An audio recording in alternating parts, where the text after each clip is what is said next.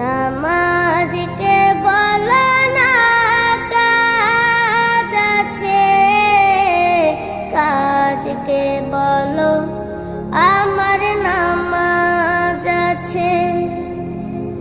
নামাজ বিহীন পরপারে কি জবাব দিবে তুমি প্রভুর কাছে? নামাজ